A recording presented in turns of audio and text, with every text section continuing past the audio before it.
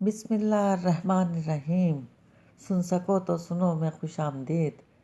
دست کوز اگر کی قسط نمبر 66 کے ساتھ آپ کی خدمت میں حاضر ہیں۔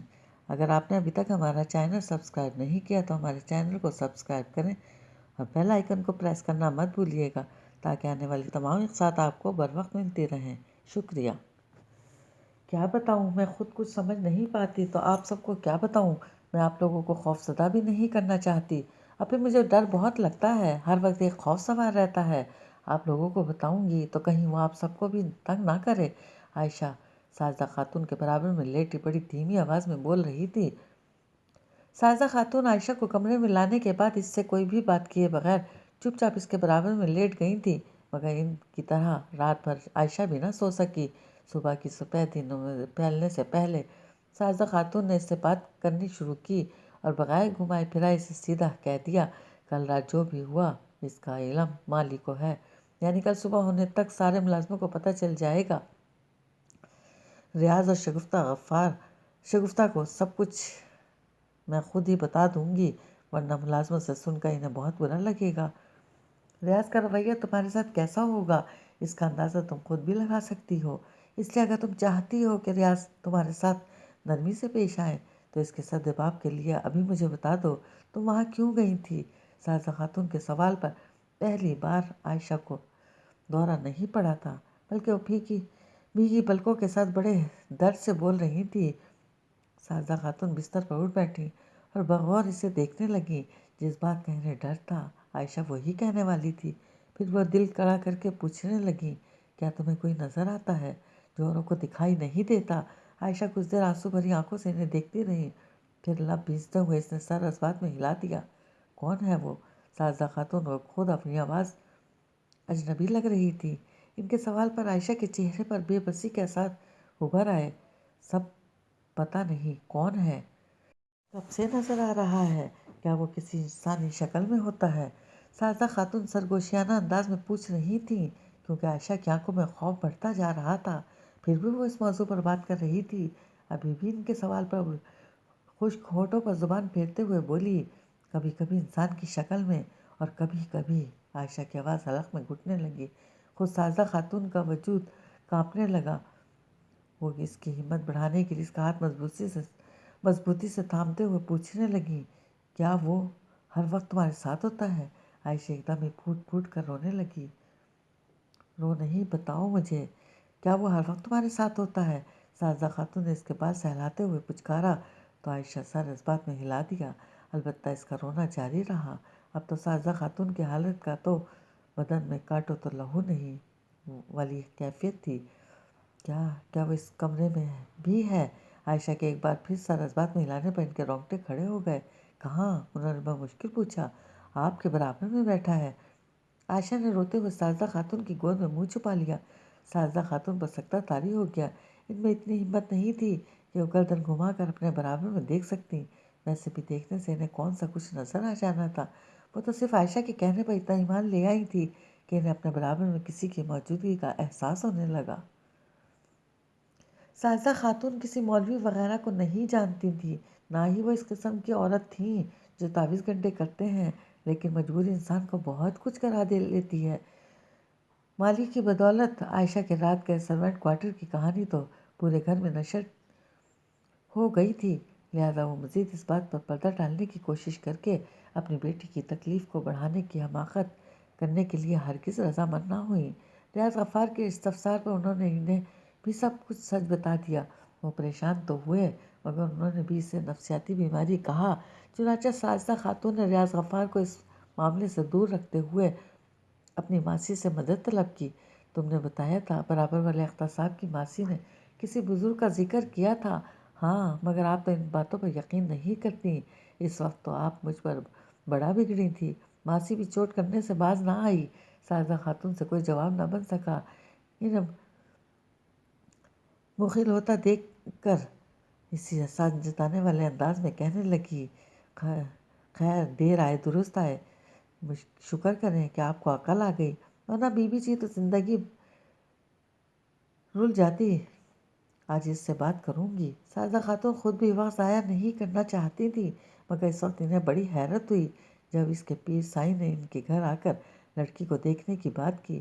ان کا خیال تھا ایسے لوگ بڑے مصروف ہوتے ہیں اور چاہے کسی بھی علاقے میں رہائش پذیر ہوں لوگوں کو اپنے آستانے پر ہی بلاتے ہیں، مگر اختر صاحب کی ماسی نے خود ہی جا کر عائشہ کا حال انہیں بتایا تو انہوں نے اسی بات وقت پریشان ہو کر ان کے گھر آ جانے کی خواہش ظاہر کر دی۔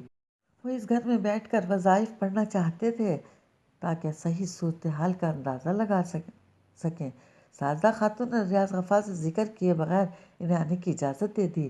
انہوں نے بھی یہی سوچا کہ ماسی نے بتایا تھا وہ ان کاموں کو فی سبیل اللہ کرتے ہیں اور ان کا کوئی معاوضہ نہیں لیتے۔ ایسا شخص فراڈ نہیں ہو سکتا اور نہ دھوکے باز اور جعلی فقیر تو پیسے ہتھیانے کے لیے سب کرتے ہیں۔ اب اگر کوئی شخص پیسے ہی نہیں لے رہا تو اور اتنی محنت بھی کر رہا ہے تو لازمی بات ہے وہ کوئی مخلص شخص ہے جو لوگوں کو دھوکہ نہیں دیتا، مگر ریاض کو یہ بات سمجھانا ان کے بس کی بات نہیں تھی۔ بہتر یہی تھا کہ ان بزرگ صاحب کو دن کے وقت بلا لیا جائے جب ریاض گھر پر نہ ہو۔ شگفتہ غفار کو جب کسی بزرگ کی آمد کا مقصد پتہ چلا تو وہ کشمکش میں گر گئیں۔ خود ان کا بھی یہی خیال تھا کہ عائشہ کا علاج ڈاکٹر صاحب کے پاس نہیں، مگر اس طرح ماسی کے بتائے پیر فقیر کو گھر کے اندر بلا کر بٹھا لینا اور عائشہ جیسی حسین لڑکی کو اس کے سامنے لانا انہیں کچھ مناسب نہیں لگ رہا تھا، مگر انہوں نے خاموش رہنا ہی بہتر سمجھا۔ پیر سائیں بالکل ہی روایتی سہولیے میں تھے، بڑا سا کالا چولا، گلے میں رنگ برنگی مالائیں، لمبے بال اور ہاتھ میں موٹے لوہے کے کڑے۔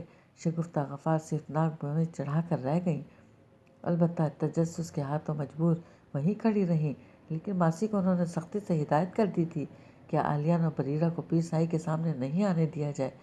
انہیں عزت سے گھر کے ڈرائنگ روم میں بٹھایا گیا تھا، لیکن وہ وقت ضائع کیے بغیر وہیں سینٹر ٹیبل کے پاس اپنی چادر بچھا کر کچھ ضروری سامان نکال کر زمین پر بیٹھ گئے۔ انہوں نے کسی سے کوئی بات کی نہ سوال کیا۔ ساجدہ خاتون نے کمرے میں داخل ہوتے ہی انہیں سلام کر کے بات کرنی چاہی تو انہوں نے بڑے پشیمانہ انداز میں ہاتھ ہلا کر انہیں روک دیا۔ شگفتہ غفار اس بے نیازی پر منہ بنا کر رہ گئیں۔ پیر سائی کچھ دیر بڑے بڑے دانوں والی موٹی سی تسبیح کے دانے گراتے رہے، پھر آنکھیں بند کر کے بیٹھ گئے۔ 5 منٹ بعد جب انہوں نے آنکھیں کھولیں تو ساجدہ خاتون کو دیکھتے ہوئے کہنے لگے، عائشہ کو بلائیں۔ ساجدہ خاتون ایسے حیرانی سے پیر سائی کو دیکھنے لگیں جیسے بغیر بتائے عائشہ کا نام لے لینے پر وہ سائی قابلیت اور بزرگی سے بری طرح متاثر ہو گئی ہوں۔ شگفتہ غفار ان کے تاثرات دیکھ کر ٹھنڈی سانس بھر کر رہ گئیں۔ انہیں اپنی ساس کی کم عقلی پر شدید تاؤ آیا تھا۔ جب ماسی نے پیر سائی کو ساری بات بتا دی تھی تو عائشہ کا نام بھی اسی نے بتایا ہوگا، اس میں بھلا ان پیر سائی کا کیا کمال ہے؟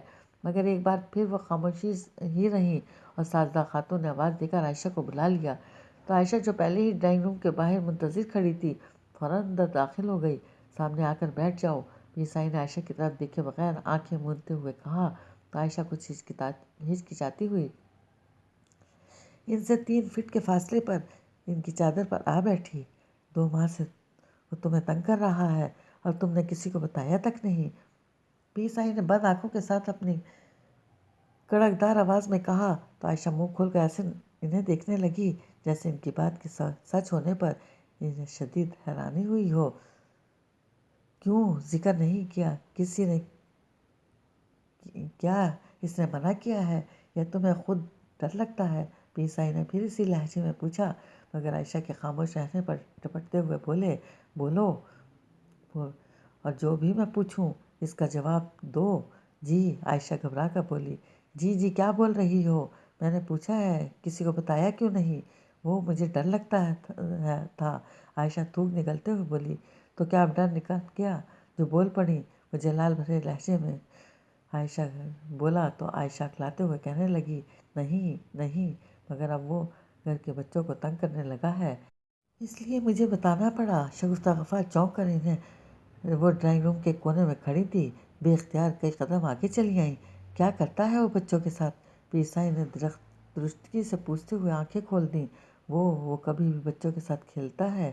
عائشہ کے جواب پر شگفتہ غفار کی آنکھیں خوف سے پھیل گئیں۔ بریرہ کو اکثر کاٹ میں لٹا کر وہ کام میں مصروف ہو جاتی تھی، تب وہ اکیلی لیٹی چھت کو دیکھتے ہوئے ہنستی رہتی۔ شگفتہ غفار اسے ایک عام بات سمجھ کر مطمئن رہیں، مگر آج عائشہ کے انکشاف پر ان کے رونگٹے کھڑے ہو گئے۔ گویا ان کی بیٹی کو کوئی نظر آ رہا ہوتا ہے، اس لیے وہ ہنس رہی ہوتی ہے۔ ان کا تو سانس رکنے لگا۔ پیر سائی نے ہنکارا بھرا، پھر سوچتے ہوئے بولے، کوئی نقصان پہنچانے کی کوشش نہیں کی اس نے بچوں کو؟ عائشہ نے خاموشی سے سر نفی میں ہلا دیا۔ اور تمہیں؟ پیر سائی نے عائشہ کو بغور دیکھتے ہوئے پوچھا تو پہلو بدل کر رہ گئی۔ ساجدہ خاتون اور شگفتہ غفار ہم وطن گوش تھیں۔ عائشہ کی خاموشی انہیں بھی ہراساں کر رہی تھی۔ آخر پیر سائی نے ہی ہنکارا بھرتے ہوئے کہا، جس جگہ سے گھر کے تمام افراد پانی پیتے ہیں وہاں سے ایک جگہ پانی لا کر مجھے دے دیں۔ پیر سائی کی بات پر شگفتہ غفار نے فوراً فریج سے پانی کی بوتل نکالی اور ایک جگہ پلیٹ کو لا کر رکھ انہیں دے دی۔ پیر سائی تب تک دروازہ بند کر کے بٹوے میں سے پانی نکال کر کھانے لگے تھے۔ جگ آنے پر انہوں نے جگ اپنے اور عائشہ کے بیچ میں رکھ لیا۔ اس میں ہاتھ ڈال کر باہر نکال لو۔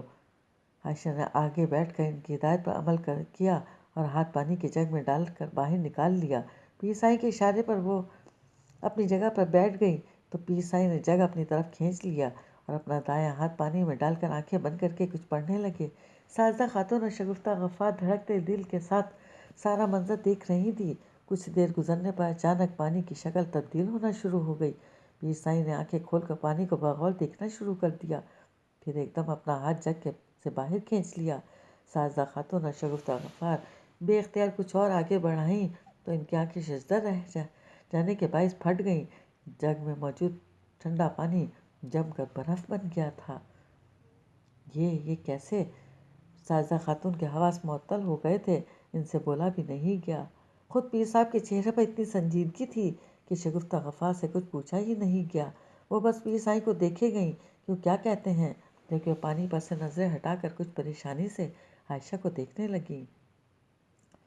بیٹا، ہر وقت وضو ہو کر نماز کی پابندی کرو اور کثرت سے استغفار کرو اور درود شریف پڑھو۔ اللہ نے چاہا تو تمہاری ساری مشکلیں دور ہو جائیں گی۔ یہ کہتے ہوئے پیر سائی نے اپنا سامان سمیٹ کر تھیلے میں بھرنا شروع کر دیا۔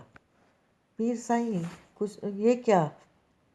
آپ تو جا رہے ہیں، ساجدہ خاتون بوکھلا کر بولی، مگر پیر سائی تیزی سے کپڑے کا سلا تھیلا کندھے پر ڈال کر کھڑے ہو گئے۔ پیر سائی کچھ تو بس آخر کیا بولے، آخر ہوا کیا ہے؟ ساجدہ خاتون کی گھبراہٹ دیکھ کر ہوا باختہ ہوئی جا رہی تھی، مگر پیر سائی جواب دیے بغیر چپل پاؤں میں اڑس کر دروازے کی طرف بڑھ گئے تو ساجدہ خاتون ان کے پیچھے پیچھے دوڑی آئیں۔ پیر سائی اب بتاتے کیوں نہیں؟ آخر ہوا کیا ہے؟ آپ اتنے پریشان کیوں ہو گئے ہیں؟ ساجدہ خاتون بس رو دینے والی تھی۔ پیر سائی رک کر وہیں دھیمی آواز میں کہنے لگے، اپنی بچی کے لیے دعا کریں، اللہ اسے ہر بلا سے محفوظ رکھے۔ یہ آپ کیا کہہ رہے ہیں؟ میری سمجھ میں کچھ نہیں آ رہا۔ جگ میں پانی جمنے کا مطلب یہی ہے کہ وہ عائشہ پر پوری طرح حاوی ہو گیا ہے۔ ایسے عاصم مرتے دم تک لڑکی کا پیچھا نہیں چھوڑتے۔ ساجدہ خاتون کو لگ رہا تھا ان کا دل بند ہو جائے گا۔ وہ دم بخود انہیں دیکھ رہی تھی کہ آپ کوئی مدد نہیں کر سکتے۔ ہو سکے تو آپ اپنی بچی کی جلد از جلد شادی کر دیں۔ میں کیا کچھ نہیں کر سکتا؟ پیر سائی خود بہت خوف زدہ لگ رہے تھے۔ ساجدہ خاتون کا حوصلہ کیسے جواب نہ دیتا۔ انہوں نے دونوں ہاتھوں میں ایسے سر تھام لیا جیسے ان کا سر پھٹ رہا ہو۔ ان کی یہ حالت دیکھ کر جانے کے لیے پر تولتے پیر سائی کسی سوچ میں ڈوب گئے، پھر اپنے تھیلے میں سے کچھ تلاش کرنے لگے۔ آخر کچھ دیر بعد انہوں نے ایک چھوٹا سا ڈبہ نکالا اور اسے کھولا تو اس میں ایک انڈا رکھا تھا۔ انہوں نے انڈا ڈبے میں سے نکالا اور اس پر کچھ پڑھ کر دم کیا۔ اسے پانی میں اچھی طرح ابال لیں اور پھر اس کا چھلکا نہایت احتیاط سے اتاریں۔ اس پر جو تحریر لکھی ہوگی اس پر فوراً عمل کیجیے گا، آگے وہی آپ کے مسئلے کا حل ہوگا۔ ساجدہ خاتون ویران نظروں سے پیر سائی کو دیکھنے لگیں تو مزید کہنے لگے، اس انڈے کو ابالتے وقت دل میں یہ خیال رکھیے گا جیسے آپ اس عاصم سے سوال کر رہی ہوں گی کہ تم چاہتے کیا ہو۔ وہ جو بھی کہے جہاں تک ممکن ہو اس کی بات پر عمل کرنے کی کوشش کیجیے گا، اس سے بیر آپ کے پورے گھر کے لیے خطرناک ہو سکتا ہے۔ پیر سائی اپنی بات پوری کر کے رکے نہیں۔ ان کے جانے کے بعد ساجدہ خاتون کتنی دیر پتھرائے ہوئے انداز میں وہاں کھڑی رہیں، پھر کچن کی جانب مشینی انداز میں بڑھنے لگیں۔ انہیں لگ رہا تھا ان کا ذہن سن ہو گیا ہے، پھر بھی سوچوں کا لامتناہی سلسلہ ختم ہونے کو نہیں آ رہا تھا۔ کتنی دفعہ اخبار رسائل میں انہوں نے خبریں پڑھی تھی، بالکل پاگل عورتوں کے گھر سے فرار ہونے کی یا اپنے کپڑے پھاڑ کر گلی میں نکل جانے کی۔ تب انہوں نے کبھی یہ نہیں سوچا تھا ایک دن ان کی بیٹی ایسے دوراہے میں آ کھڑی ہوگی جہاں یہ فیصلہ مشکل ہو جائے گا کہ وہ بیمار ہے یا اس پر کسی آسیب کا سایہ ہے۔ اگر واقعی اس پر سایہ ہے تو کل کو اس کی حالت بھی ان ذہنی مریضوں جیسی ہوگی جنہیں اپنا ہوش نہیں ہوتا، جن کے لیے دنیا کی ساری نعمتیں اور ساری آسائشیں سب بیکار ہو جاتی ہیں۔ ساجدہ خاتون سوچتی رہیں اور ساتھ ہی انڈا ابالنے کے لیے پتیلی نکال کر اس میں پانی بھرتی رہی۔ چولہے پر پتیلی رکھ کر اس میں انڈا ڈال کر اس کے ابلنے تک وہ نہ جانے کہاں تک کا سفر طے کر کے آ گئی تھی۔ ان کے تصور میں عائشہ بال بکھرائے کپڑے پھاڑتی اور چیختی چلاتی پھر رہی تھی، اور اس تصور سے ہی ان کے رونگٹے کھڑے ہو رہے تھے۔ اگر یہ سب سوچنا اتنا مشکل تھا تو کیا یہ سب برداشت کرنا ممکن ہوگا؟ وہ پیر سائیں کی ہدایت پر دل میں تم کیا چاہتے ہو کا تصور کرنے لگی، کیونکہ ایک سوال نے ان کے اندر کی ساری طاقت نچوڑ لی تھی۔ وہ ایک دم ہی بہت نڈھال ہو گئی تھی۔ انڈے کے ابلنے پر اسے چھیلتے ہوئے ان کے ہاتھ کانپ رہے تھے۔ پتہ نہیں وہ آسیب ان کے سوال کا جواب دینے والا تھا یا نہیں، اور پتہ نہیں وہ جواب میں کیا کہنے والا تھا، لیکن چھلکا اتارنے پر وہ بالکل ششدر رہ گئی۔ اندر ابلے ہوئے انڈے پر واقعی ایک تحریر ابری ہوئی تھی جو بڑی واضح تھی۔ ساجدہ خاتون بے یقینی سے اس تحریر کو دیکھتی رہیں، جہاں صاف صاف لکھا تھا یہاں سے دور چلے جاؤ۔ وہ گھر ساجدہ خاتون کے لیے بہت اہم تھا۔ ان کے شوہر مرحوم کی ان گنت یادیں اس گھر سے وابستہ تھیں، لیکن اولاد کے سامنے ہر چیز ہیچ ہو جاتی ہے۔ ساجدہ خاتون نے فوراً وہ گھر چھوڑ کر کہیں دور چلے جانے کا قصد کر لیا، مگر ریاض غفار تیار نہ ہوئے۔ وہ برف جمع پانی، ابلا ہوا انڈا انہیں ذرا متاثر نہ کر سکا، بلکہ ایک پیر سائی کو گھر بلانے پر ریاض غفار نے پورا گھر سر پر اٹھا لیا۔ آپ کیا جانتی نہیں یہ کیسے فراڈ لوگ ہوتے ہیں؟ ایک جوان بیٹی اور جوان بہو گھر میں موجود ہیں اور آپ نے ایسے فقیر کو بلا کر ڈرائنگ روم میں بٹھا لیا۔ ریاض غفار کا بس نہیں چل رہا تھا کہ کیا کر ڈالیں۔ سب سے زیادہ غصہ تو انہیں یہ جان کر آیا تھا کہ ان کی بیوی نے بھی اس پیر فقیر کے پہنچے ہوئے ہونے کا یقین کر لیا ہے۔ تم تو یقین کرو گی ہی، اتنا میں نے تمہارا ماحول تبدیل کر دیا، مگر سوچ تو تمہاری وہی رہے گی نا، گاؤں والی دقیانوسی۔ شگفتہ غفار خاموشی سے ریاض غفار کے طعنے سنتی رہیں۔ انہیں تو اس گھر میں بہت ڈر لگ رہا تھا، خاص طور پر عالیان اور بریرہ کے لیے وہ بہت فکر مند تھیں۔ اس فقیر نے یہ نہیں بتایا کہ آصف اچانک اس گھر میں کہاں سے آ گیا۔ ہم تو پیدا ہی اس گھر میں ہوئے ہیں۔ ریاض غفار کئی دنوں تک غصہ کرتے رہے، لیکن عائشہ کی روز بروز بگڑتی حالت نے ان کے غصے کو سرد کر دیا۔ اس نے کھانا پینا بولنا سب چھوڑ دیا تھا۔ وہ خاموش بیٹھی خلاؤں کو گھورتی رہتی یا چیخنے چلانے لگتی۔ آخر پیر سائی کے جانے کے 3 ہفتے بعد ریاض غفار نے بھی ہتھیار ڈالتے ہوئے اس گھر کو چھوڑ دینے کا فیصلہ کر لیا۔ کرایہ دار تو اس گھر کو خراب کر دیں گے۔ ساجدہ خاتون نے حسرت بھری نظروں سے در و دیوار کو دیکھا۔ جب اس گھر میں کبھی لوٹ کر آنا ہی نہیں ہے تو کرائے پر دینے کی کیا ضرورت ہے، بیچ دیتے ہیں، ریاض غفار نے تلخی سے کہا۔ ساجدہ خاتون صرف انہیں دیکھتی رہ گئیں۔ برابر والے اختر صاحب نے کتنی دفعہ اس گھر کو خریدنے کی خواہش کا اظہار کیا تھا، مگر وہ کبھی نہیں مانی۔ صرف ایک مکان نہیں تھا، ان کی زندگی کا حصہ تھا۔ وہ اسے کسی قیمت پر بیچنے پر تیار نہیں ہو سکتی تھی، لیکن بس ایک اولاد ایسی چیز ہوتی ہے جس پر والدین ہر چیز فنا کر سکتے ہیں۔ اختر صاحب نے ان کی توقع کے مطابق منہ مانگی قیمت پر گھر خرید لیا، حالانکہ ریاض غفار انہیں گھر بیچنے کے حق میں نہیں تھے۔ وہ ان کے برابر میں رہتے تھے اور اس گھر کو بھی اپنے گھر میں شامل کرنے کا ارادہ رکھتے تھے، جس کے لیے وہ گھر کو تقریباً گرا کر اس کا نقشہ ہی بدل دینے والے تھے۔ لیکن ساجدہ خاتون ان کے علاوہ کسی اور کو دینے کے لیے تیار نہ ہوئی، کیونکہ اختر صاحب اس گھر کو بڑی خوشی سے خرید رہے تھے، لہٰذا اس گھر کے صحیح قدردان ثابت ہوں گے۔ اس گھر کو چھوڑ کر جاتے ہوئے ان سب کو ہی تکلیف ہو رہی تھی، جس میں کمی کرنے کے لیے ریاض غفار نے اس سے 10 گنا بہتر اور خوبصورت گھر خرید لیا تھا۔ مگر جس چیز سے جذباتی وابستگی ہو اس کے مقابلے میں حسین سے حسین چیز بھی متاثر نہیں کر سکتی۔ یہی حال ساجدہ خاتون کو تھا۔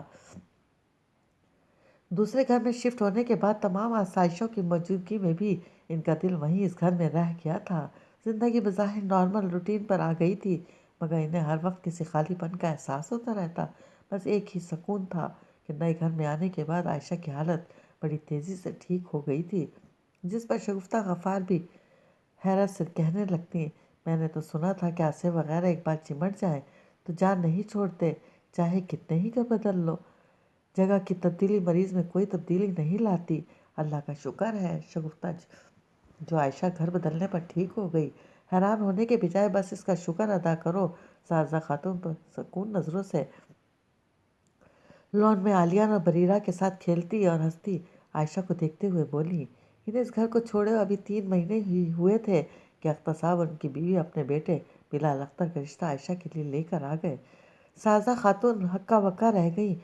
ایک بار پھر اسی گھر میں اپنی بیٹی کو بھیجنے کا وہ تصور بھی نہیں کر سکتی تھی، اور ان لوگوں سے کسی دوسرے گھر میں منتقل ہو کر شادی کرنے کی خواہش کا اظہار بھی نہیں کر سکتی تھی، کیونکہ اگر وہ کسی آصف کا ذکر کرتی تو اختر صاحب ان کی بیٹی کی ذہنی حالت کی طرف سے مشکوک ہو جاتے۔ مگر ایسے رشتے کے لیے انکار کرنا بڑا مشکل امر تھا۔